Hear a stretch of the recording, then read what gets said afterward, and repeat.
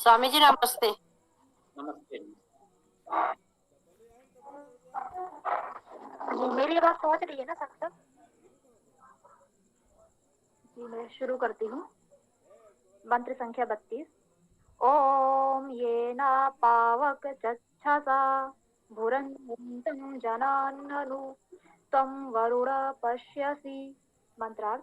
पावक है पवित्रकारी, वरुण है वरुणीय, तुम ये ना जिस चक्षसा दृष्टि से भुरन्यंतम पालन पोषण करने वाले जनान लोगों को अनुकूल पश्यसी देखते हो। भावार्थ।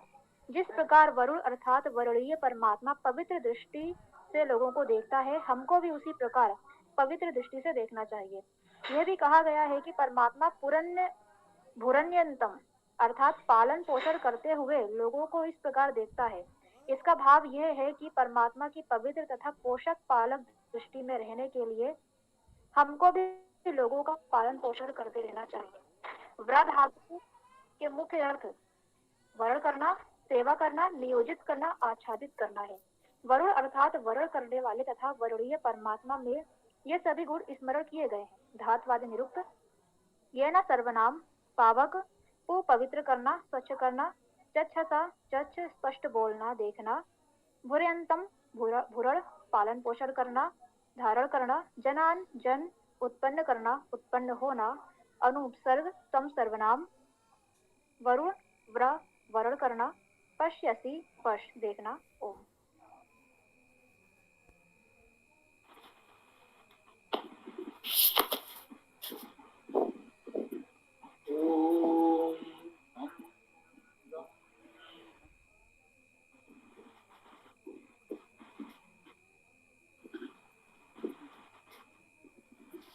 यजुर्वेद अध्याय 35 मंत्र 32।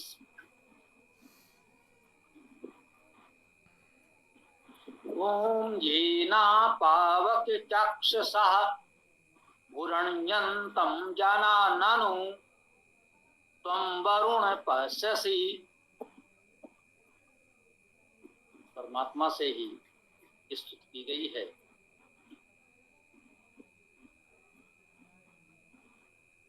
ये ना तो सर्वनाम है जिससे स्पष्ट है। पावक पवित्र करने वाले, वो धातु है पवित्र करना, स्वच्छ करना। पावक अर्थात पवित्र करता, पवित्र करने वाले। वरुण वर्णी धातु वर्ण करना। तो हे पवित्र करने वाले परमेश्वर, हे वर्णीय परमेश्वर, ये दोनों संबोधन हैं पावक और वरुण।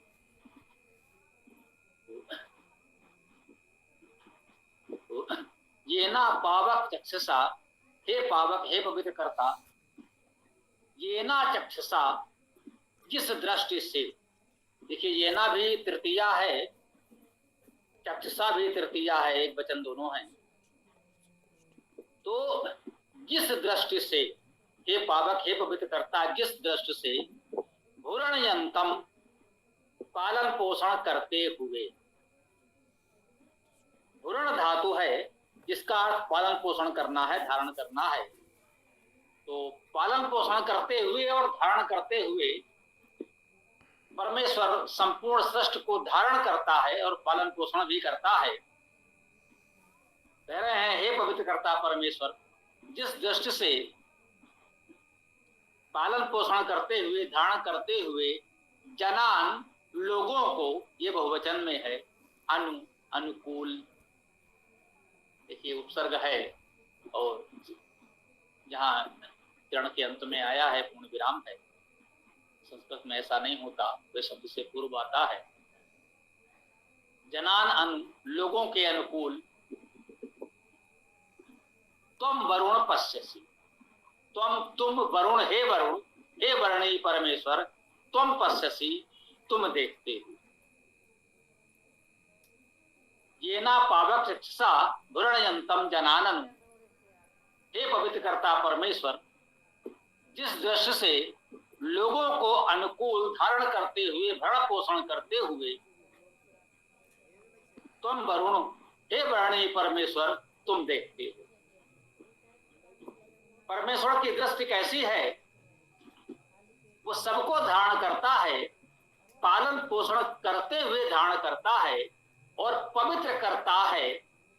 इस दृष्टि से वो सबको देखता है कि सबका धारण, पालन पोषण, रक्षण होता रहे। यही इस मंत्र का भाव है। छोटा सा उत्तम गायत्री मंत्र हम लोगों ने अभी प्रस्तुत किया।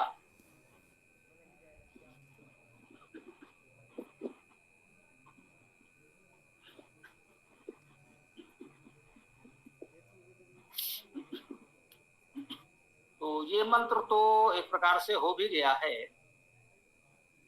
तो कोमल, क्या मन है, मंत्र के पाठ का अभ्यास करना चाहेंगे या अगला मंत्र लिया जाए? अब आप बताएं, क्योंकि एक नया विषय भी आप लोगों ने ले लिया है मंत्र पाठ के अभ्यास का। गुरु जी, समय तो काफी है, तो अगला मंत्र ही ले लेते हैं। ठीक है।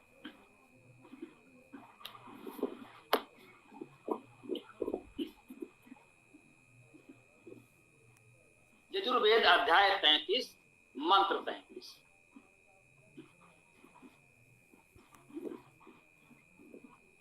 ओम दैव्यो अध्यर्यु आगतम रथेन सूर्य त्वचा मध्वायज्ञं सम अंजाफे तम प्रत्मथा अयम वेना चित्रम देवानाम। दैव्यो दिव्य प्रकाशमान, अध्वर्यु अहिंसक, उपसर्ग है निषेध अर्थ में, ध्वर धातु का अर्थ हिंसा करना है, अध्वर्यु का अर्थ हुआ अहिंसक। दिव्य प्रकाशमान अहिंसक आगतम, आ गए। आ उपसर्ग है, गतम में गम धातु स्पष्ट है, आगतम आ गए। अब हम लोग क्या बोलते हैं, इसमें एक उपसर्ग और लगा देते हैं। आ उपसर्ग तो है, गत गम जाना, आ उपसर्ग के साथ आना। तो अब हम लोग क्या बोलते हैं, एक उपसर्ग और लगेगा, सु। तो क्या होगा, स्वागतम। स्वागतम शब्द इस समय बहुत प्रचलित है। अब देखिए, ये आगतम में सु उपसर्ग और इसके पूर्व, आके पूर्व आ जाएगा, बन जाएगा।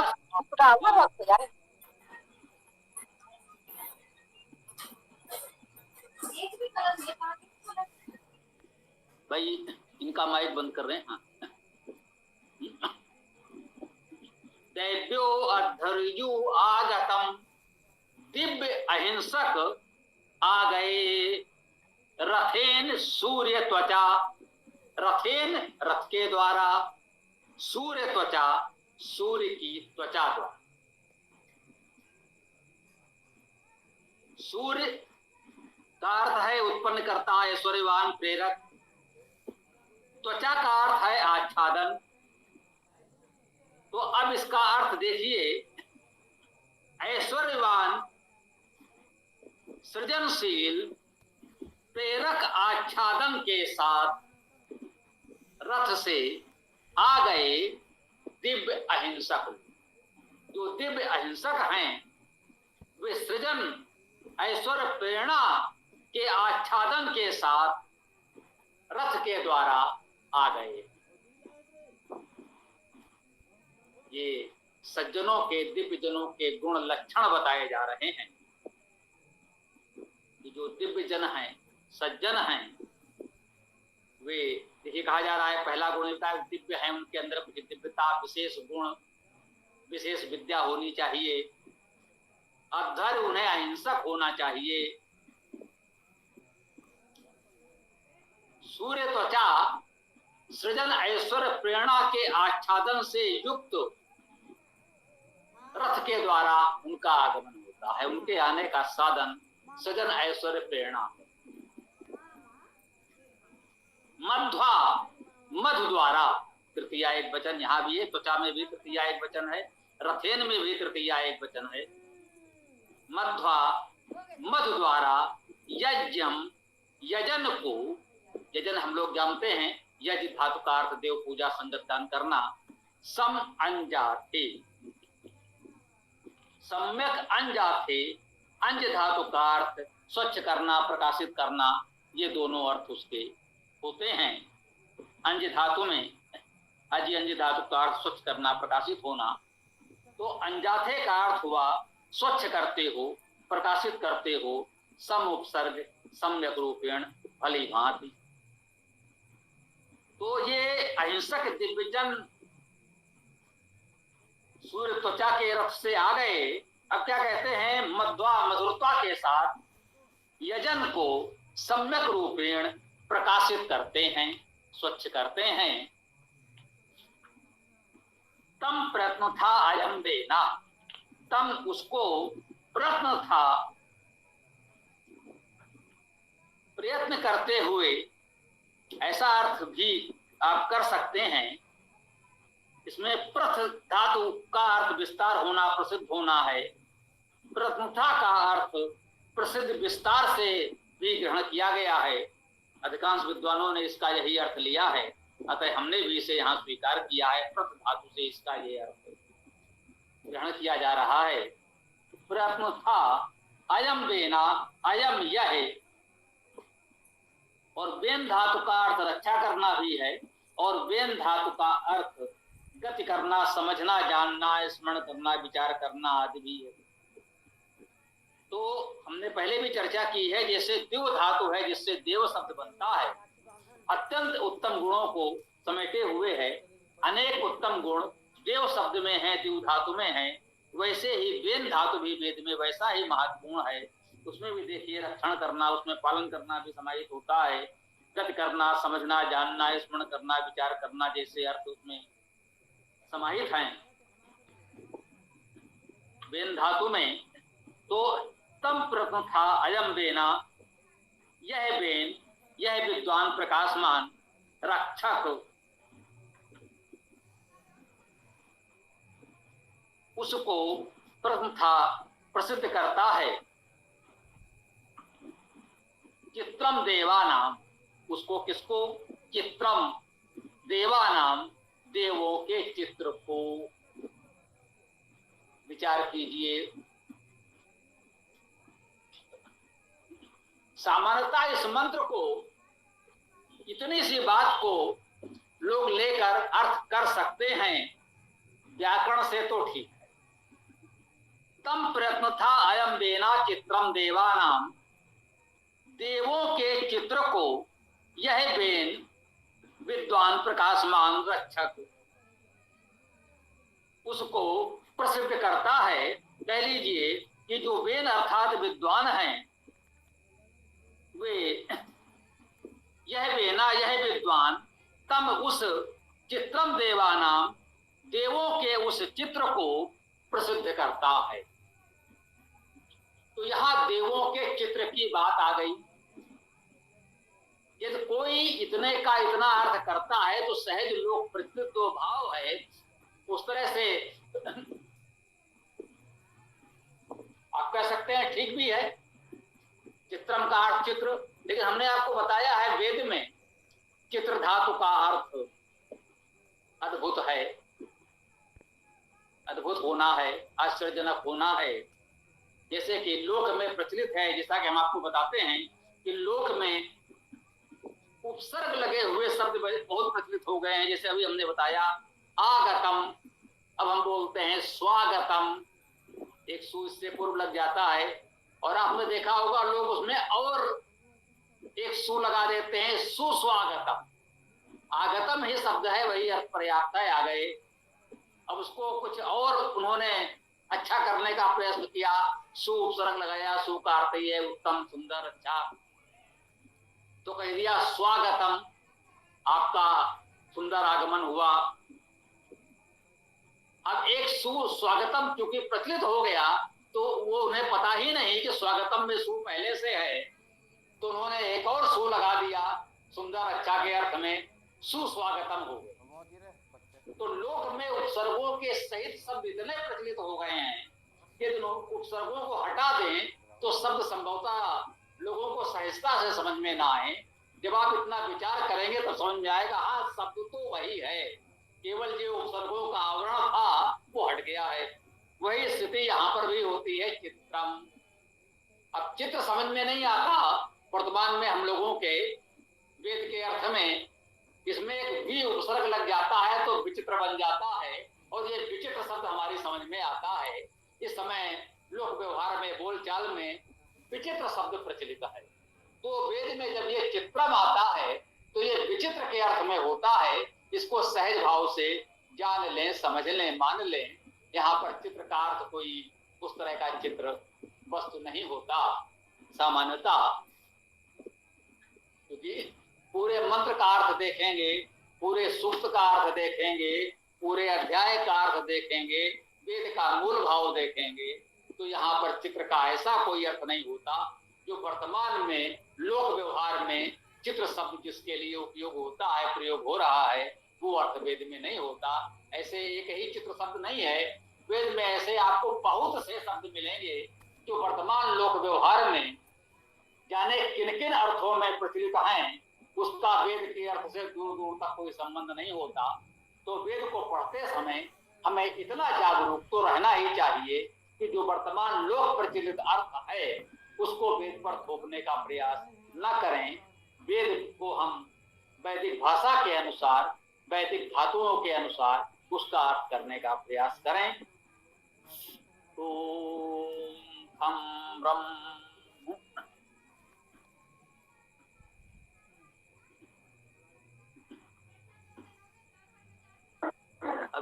मंत्र को लेकर किसी का कुछ प्रश्न मेरा हो तो रखें।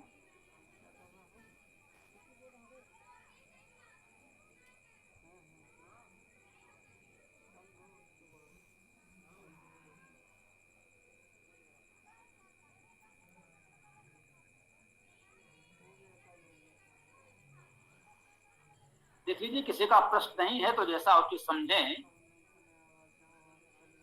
पाठ करना चाहें, समापन करना चाहें, किसी का कोई प्रश्न हो तो ले सकते हैं, अन्यथा पाठ समापन जो आपकी इच्छा हो करें। गुरु जी, एक सामान्य प्रश्न था आज का जो दिन है उसको लेकर। आज जैसे रक्षाबंधन है तो गुरु जी इसका वैदिक काल में क्या आधार रहा है? मतलब कई लोग कहते हैं श्रावणी पर्व के रूप में भी मनाते थे इसे, जिस दिन उपनयन संस्कार वगैरह होता था, तो इस पर कुछ कह दीजिए।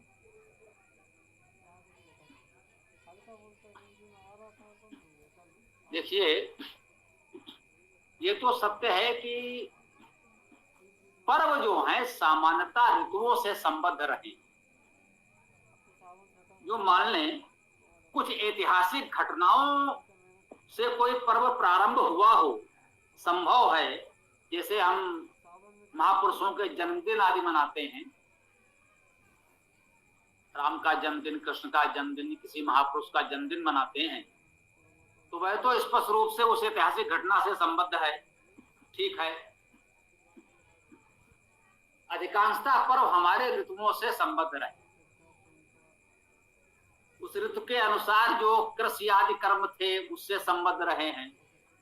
तो मुख्य रूप से तो ये माने श्रावणी पर्व वर्षा ऋतु का पर्व है, और वर्षा ऋतु के भी प्रारंभिक समय का पर्व है, ये भी यहाँ पर संदर्भ बस जान लें।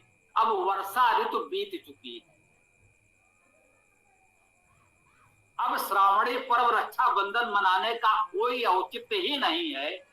ये बात ही पूरी तरह अवैधिक है कि अब हम रक्षाबंधन की बात कर रहे हैं जब वर्षा ऋतु बीत चुकी है। कृष्ण जन्माष्टमी एक सप्ताह पश्चात मनाएंगे अष्टमी को, वर्षा ऋतु तो बीत चुकी, अब वर्षा होने की कोई संभावना नहीं है। वर्षा ऋतु के 2 मास व्यतीत हो चुके, श्रावण और भाद्रपद समाप्त हो चुके, मान लीजिए एक प्रकार से। तो रक्षाबंधन श्रावणी का पर्व श्रावण पूर्णिमा को वर्षा ऋतु में मनाया जाना चाहिए था।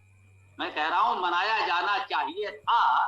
कुछ जागरूक लोगों ने उसी समय रक्षाबंधन श्रावणी पर्व मनाया भी था, परंतु अधिक जागरूकता लोगों में नहीं है।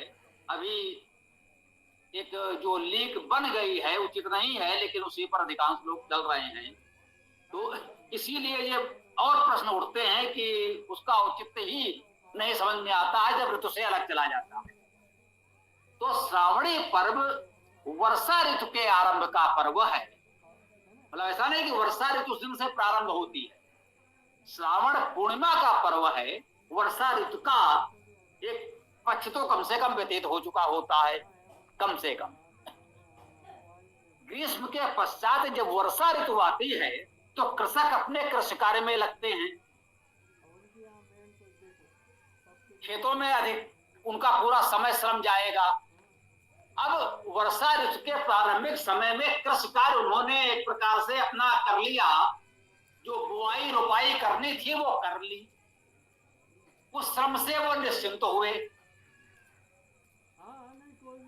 घनघोर वर्षा की ऋतु है, चारों ओर पानी भर जाता था, जल भराव कोई समय की तरह के तो राजमार्ग नहीं होते थे, न ऐसे आवागमन के साधन होते थे।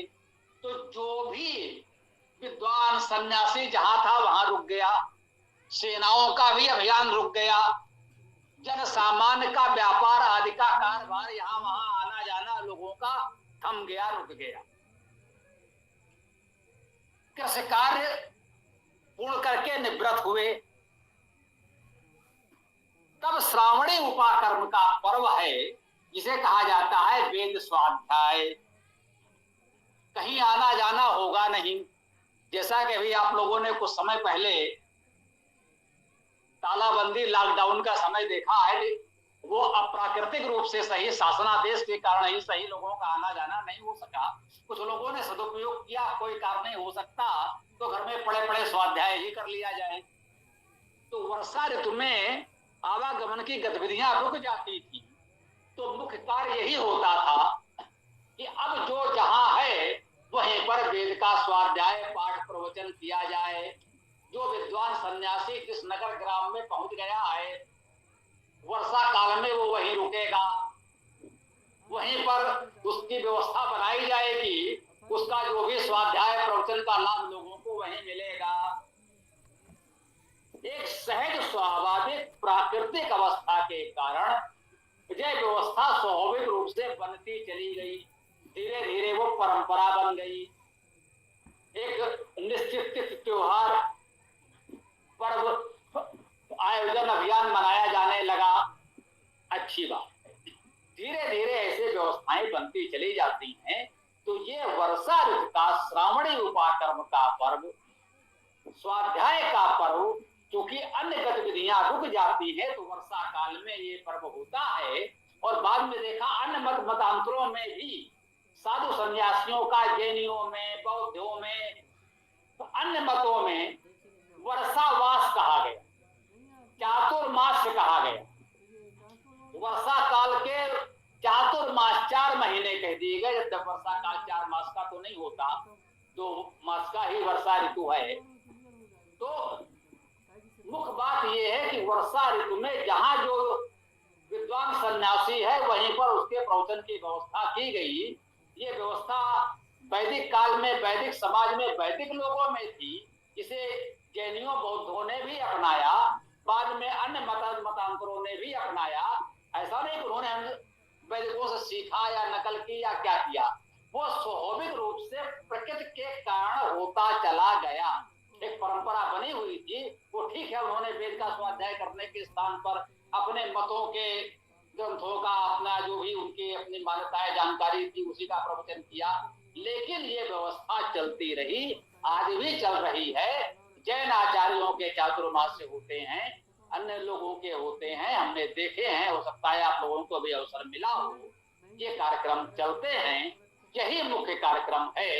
अब रक्षाबंधन कह सकते हैं, आचार्य आए हैं तो एक रक्षा सूत्र उन्होंने आशीर्वाद स्वरूप मान लीजिए लोगों ने उनको बांधा, उन्होंने लोगों को बांधा, तो एक सहज भाव से होता था। अभी भी आप देखते हैं कि प्रमुख लोगों के, प्रधानमंत्री राष्ट्रपति जी को लोगों ने राखी बांधी, तो वहां भाई बहन जैसा कोई भाव नहीं है। तो बात वही है कि एक दूसरे को एक स्नेह के बंधन में हम बांध रहे हैं और हम सब लोग मिल करके अपने धर्म संस्कृति की रक्षा का संकल्प ले रहे हैं। ये रक्षा सूत्र बांधा जाता था।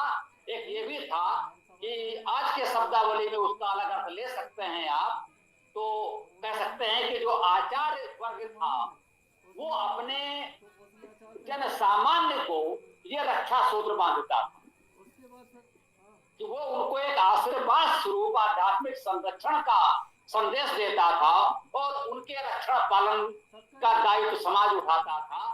प्रत्येक धीरे धीरे उसमें रक्षा बंधन योग बनता चला गया। तो इसे ब्राह्मणों का पर्व कहा जाता है। जो आचार्य वर्ग है वो रक्षा बंधन कह सकते हैं, वो रक्षा सूत्र बांधता रहा, रक्षा सूत्र इस रूप में आता रहा है। अब ऐतिहासिक घटनाओं के रूप में कह सकते हैं वो कितना सत्य है पौराणिक मान्यता कि राजा बलि ने सर्वस्व दान किया, वहां एक रक्षा सूत्र बांधा गया, उसका एक स्मृति में हम पर वो मनाने लगे।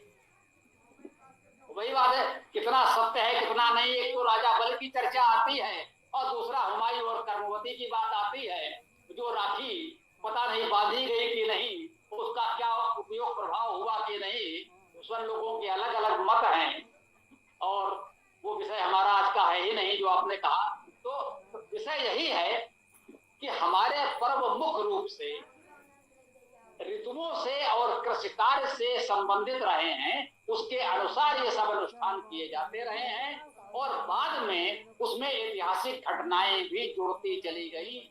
जैसे दीपावली पर्व में अनेक लोगों के जन्म और मृत्यु की घटनाएं जुड़ती चली गई। संयोग कह लीजिए कि स्वामी दयानंद जी का भी निर्वाण तिथि उसी से जुड़ गई।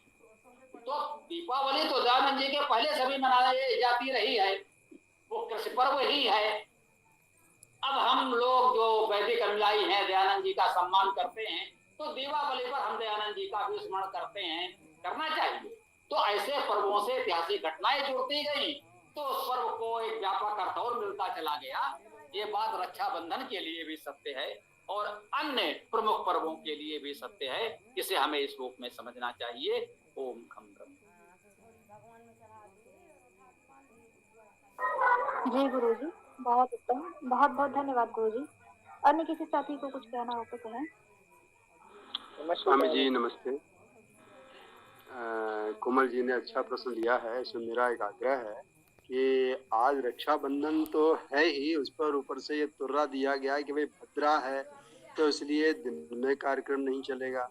तो मुझे ये बात समझ में नहीं आ रही कि भद्रा तो भद्र कल्याण करने के लिए होता है, उसको अगर धातुगत रूप में डालें तो भा भासना, प्रकाश करना, प्रकाशमान होना, और द्रा मतलब देना, दान करना, प्रदान करना। तो जो हमें प्रकाश प्रदान करे, ज्ञान प्रदान करे, जीवन प्रदान करे, तो वो बुरा कैसे हो सकता है जिसके लिए पूरे दिन उन्होंने इसको निषिद्ध करके रखा हुआ उत्सव मनाने से। तो इस पर प्रकाश डालिए। देखिए, भद्र का अर्थ ही कल्याण होता है ना। भद्राण पश्यन्तु, इस प्रकार के अनेक आते हैं। जब भद्रम तन्ने आसु, जो भद्र है वो हमें दीजिए। हम तो प्रार्थना ये कर रहे हैं, जो भद्र है वो हमें दीजिए। वहां निषेध कहा, बचना कहा।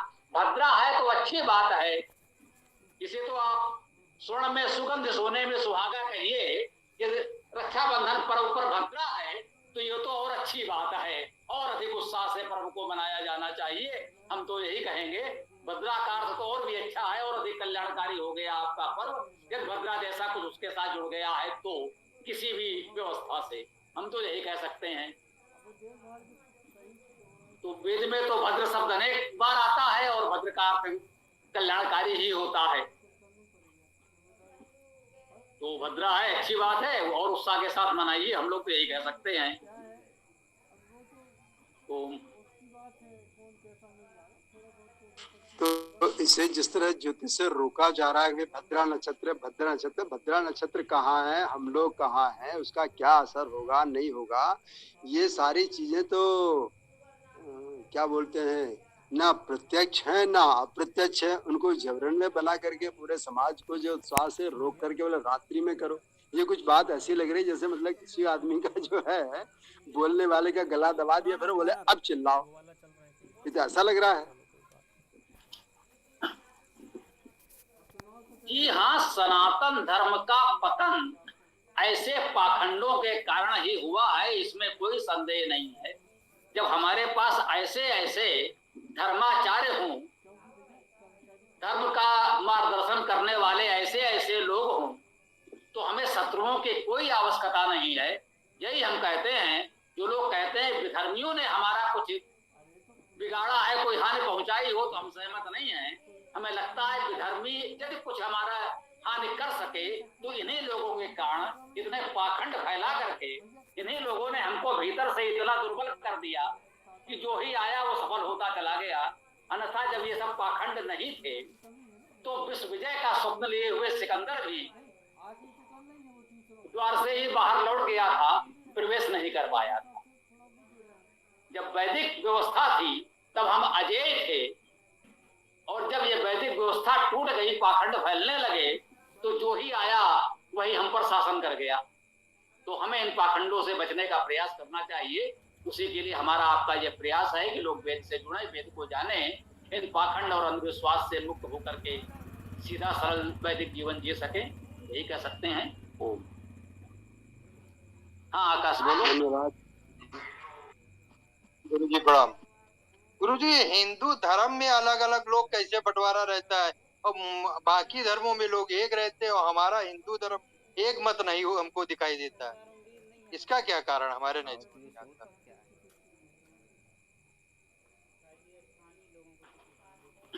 पहली बात तो हिंदू धर्म है ही नहीं, हिंदू पूरी तरह अधर्म है, पाखंड है। हिंदू धर्म कब किसने कहां से प्रारंभ कर दिया, इसकी जानकारी अब तक हमें कोई दे नहीं सका। बहुत चर्चा करने के बाद भी जो भी हिंदू धर्म की बात है उससे पता करके हमको आप ये बता दीजिएगा, वो पहला व्यक्ति कौन था जिसने अपने आप को हिंदू कहा। वो तो बता देंगे कि हाँ, पैगंबर मोहम्मद साहब इस्लाम लाए, पहले मुसलमान थे, उन्होंने लोगों को मुसलमान बनाया, उसके बाद लोग मुसलमान बने। गौतम बुद्ध ने जो उपदेश दिए उससे बुद्ध को मानने वाले बौद्ध कहलाए। ये हिंदू कब से कहां से आ गया, तो इसकी जानकारी अब तक मिली नहीं। ये अपने आप में एक विरोधाभास पाखंड है। तो जब तक ये हिंदू रहेगा ये ऐसे ही रहेगा। हिंदू के एक होने की तो कल्पना करना ही व्यर्थ है। जब तक हिंदू से छुटकारा नहीं पाएंगे तब तक आप एक हो ही नहीं सकते। यदि सनातन धर्म को एक होना है तो पहले आप हिंदू से छुटकारा पा लीजिए। हम सनातनी हैं, हम वैदिक हैं, वेद हमारा मूल है, वेद को मानने वाले सभी वैदिक हैं। अन्य विषयों में मतभेद हो सकते हैं, इतनी बात माने जो वेद को मानते हैं वो वैदिक हैं, वो सब एक हैं। वो अन्य छोटी मोटी बातों पर मतभेद होंगे जो बने रहेंगे। मुसलमानों में भी बहुत से मतभेद हैं, शिया हैं, सुन्नी हैं, बरेलवी हैं, देवबंदी हैं और जाने क्या क्या, लेकिन सब इस बात पर है कि भाई कुरान हम सबका एक है, कुरान के नाम पर सब एक, बाइबल के नाम पर सब ईसाई एक है। तो ये हमको मानना जानना चाहिए कि वेद विश्व का प्राचीनतम ग्रंथ है, हमारे धर्म संस्कृत का मूल आधार है।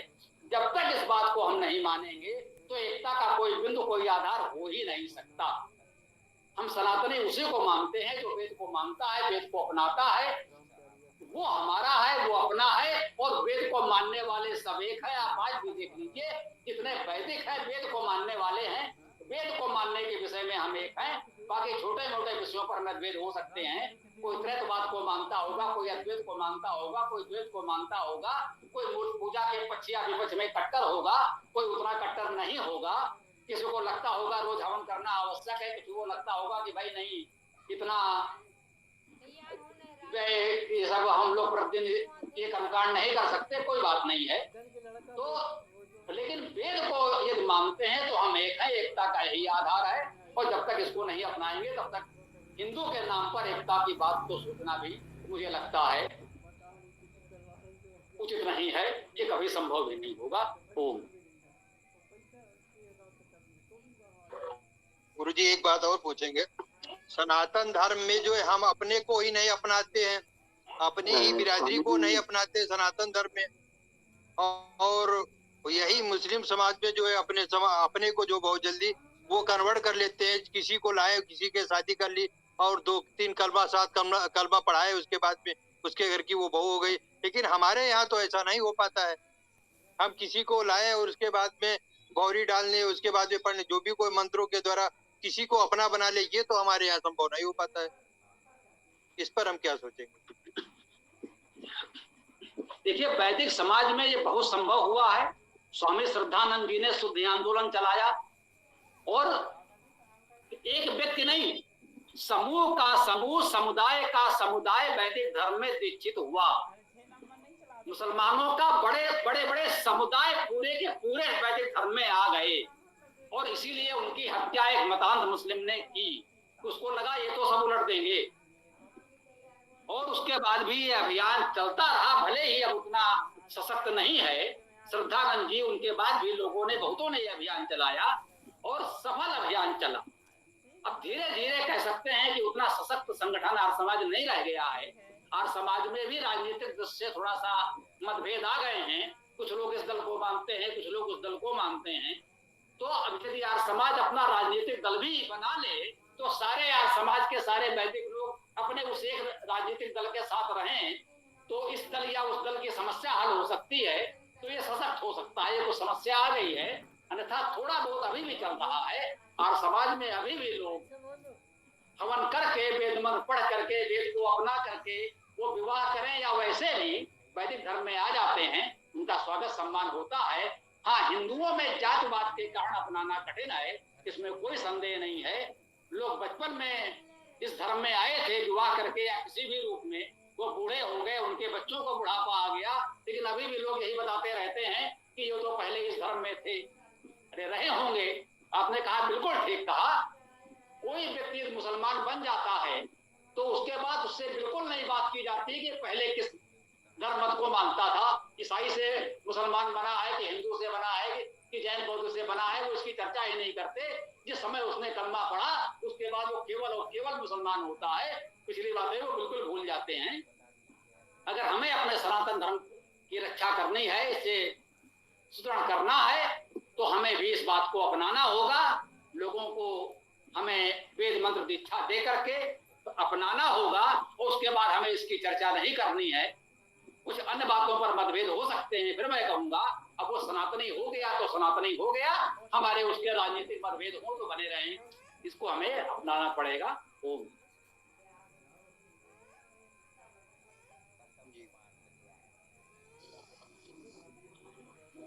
इसमें एक बात जोड़ना चाहता हूँ। हिंदू शब्द वास्तव में जो स्वामी जी ने कहा वो ठीक है, अपने किसी भी वैदिक ग्रंथ में नहीं। दूसरी बात, जो विदेशी आए, अंग्रेजों से पहले मुसलमान, पठान, इन लोगों का दिया हुआ शब्द है हिंदू, जिसका अर्थ होता है लुटेरा, चोर, बदमाश, इस तरह से। और इसी के लिए एक याचिका सुप्रीम कोर्ट में लगाई गई थी। सुप्रीम कोर्ट ने इस बात को कहा है कि हिंदू कोई शब्द ही नहीं है। हाँ, हिंदुत्व जो है वो यहाँ की जीवन शैली है, लेकिन धर्म की जब बात आती है तो हम सब सनातनी हैं, जैसा स्वामी जी ने स्पष्ट किया।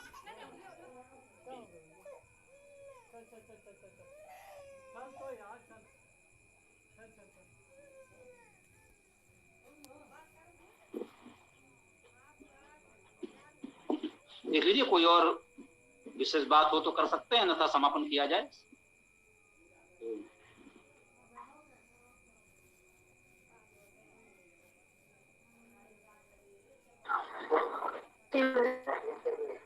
शायद ही किसी का प्रश्न हो जाए तो ये लोग सभी लोग समाप्त करते हैं।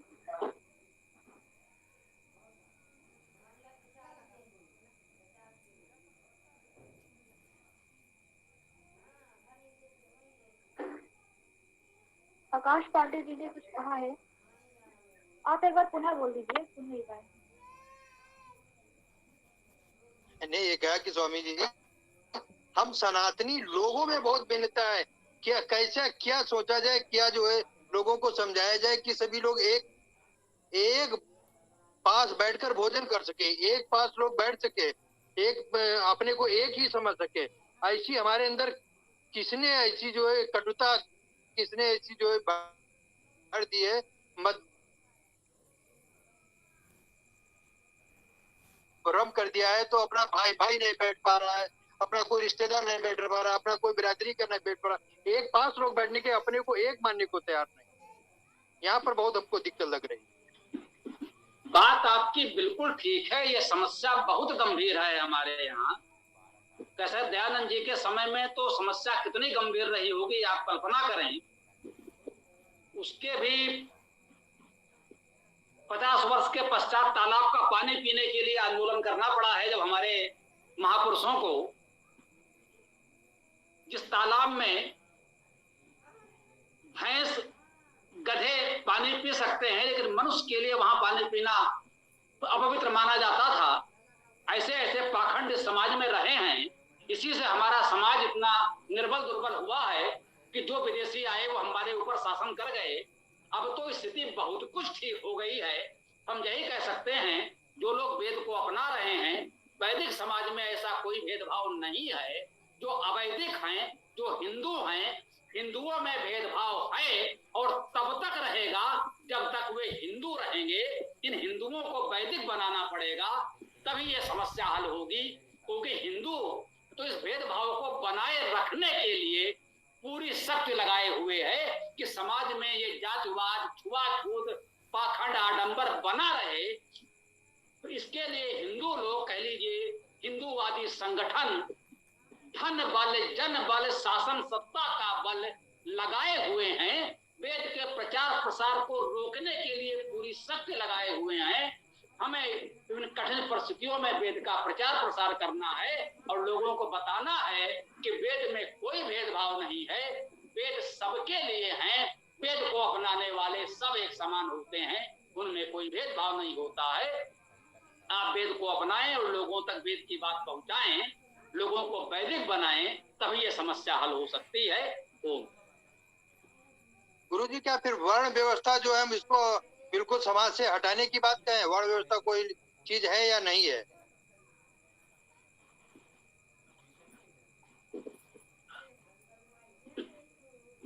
देखिए, वर्ण व्यवस्था जो है, पहले तो ये समझना पड़ेगा, वर्ण शब्द का अर्थ है वर्ण करना।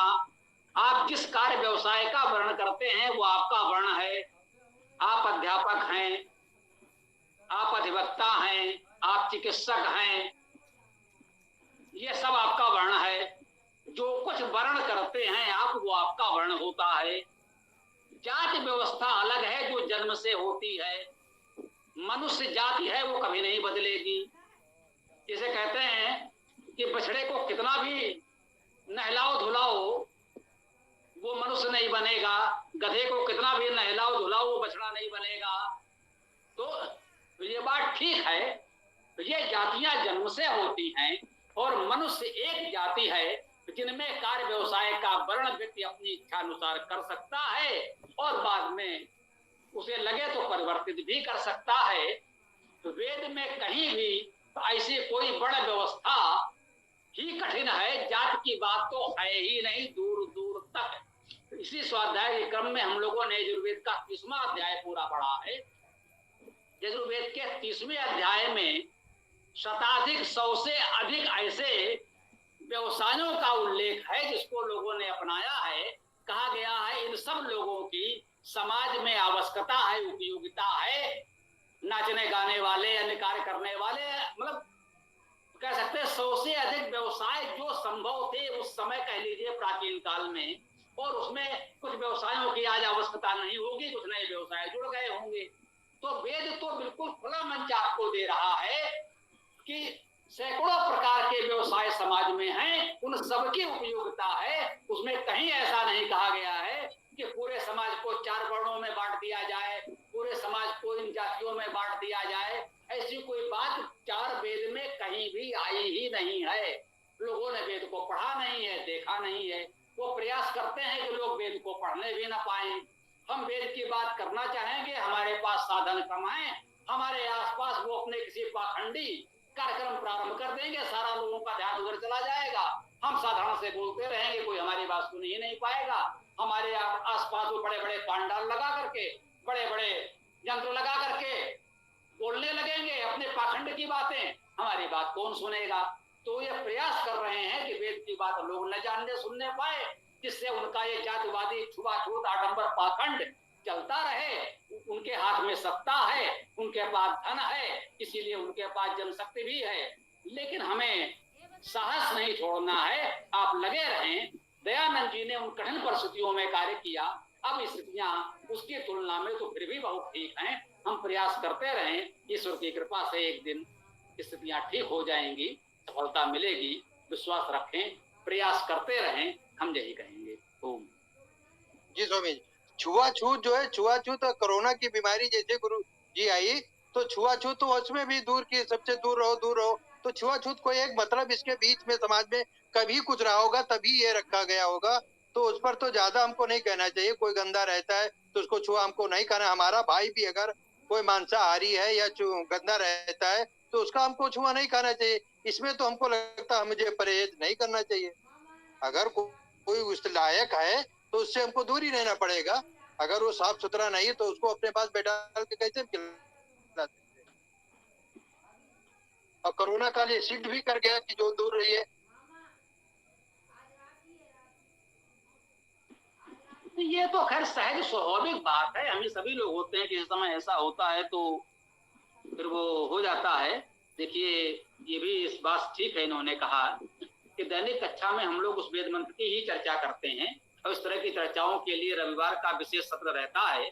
तो आप रविवार को प्रातः 11 बजे के सत्र में जुड़े और इस पर चर्चा करें और अब इस पर समापन किया जाए। क्षमा चाहते हैं। समापन ठीक करें। ठीक गुरु जी, क्षमा चाहते हैं। जी, समापन करते हैं। ओम यो असौ आदित्ये पुरुषः सौ असौ अहम् ओम खम ब्रह्म ओम खम ब्रह्म। सभी को नमस्ते जी। ओम यो असो आदित्य पुरुषः सो असो अहम ओम खम ब्रह्म। सभी साथियों को सादर नमस्ते। ओम खम ब्रह्म। गुरु जी नमस्ते, सभी साथियों को नमस्ते। ओम यो वसो आदित्य पुरुषः सो वसो अहम ओम खम ब्रह्म। सबको सादर नमस्ते।